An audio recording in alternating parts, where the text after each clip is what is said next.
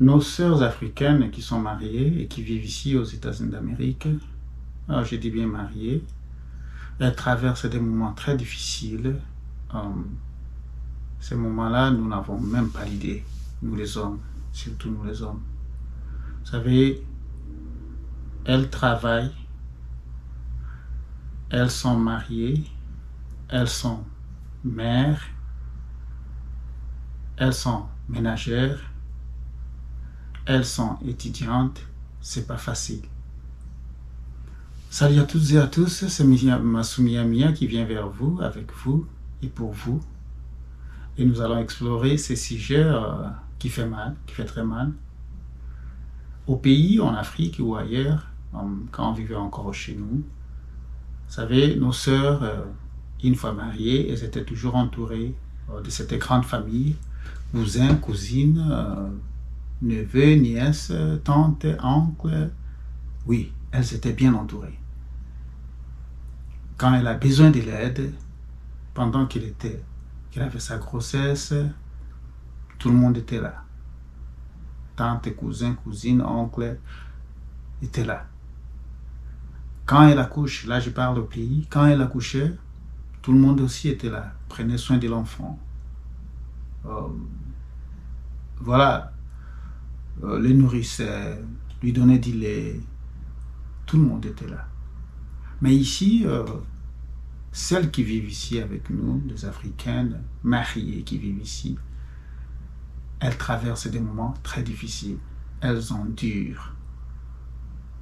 C'est un cauchemar pour elles, mais très souvent, elles ne partagent avec personne parce qu'elles n'ont personne autour d'elles. Et pourtant, elles sont mariées. Voilà, ici, elles n'ont pas de famille. Il n'y a pas de cousins, pas de cousines. Les amis sont éloignés. Tout le monde est occupé, busy. Oncle et tante, personne n'est autour d'elle ici. Quand elle tombe enceinte, quand elle accouche de son enfant, personne n'est autour d'elle. C'est un cauchemar, c'est une souffrance. Mais c'est là le tue à petit feu. Ici, elles travaillent, comme je l'ai dit. Elles sont étudiantes, elles sont mères, elles sont ménagères, elles font tout sans l'aide de personne. Et les maris, des fois, nous les maris, nous sommes ignorants, c'est-à-dire que nous ignorons la situation, les conditions et ce dont elles sont en train d'endurer. Nous trouvons ça que c'est normal, bon, ça va passer. Non, non, ça ne va pas passer. Au pays, on pouvait dire que ça va passer parce que, comme je le répète là, on était bien entourés, elles s'étaient bien entourées, mais ici, il n'y a personne. Qui doit prendre la relève? Mais ça devrait être les maris. Mais qui va informer les maris? Mais personne, parce que nous avons grandi dans cette culture en Afrique, des petits princes, des petits rois où on ne touchait à rien, comme ménage, on n'allait pas dans la cuisine, on était servi. Et voilà ce qui traverse nos sœurs ici. Elles traversent des moments qui sont très difficiles, qui peuvent, ces moments-là, peuvent même les conduire à devenir depressed ou à souffrir de la dépression, de l'anxiété.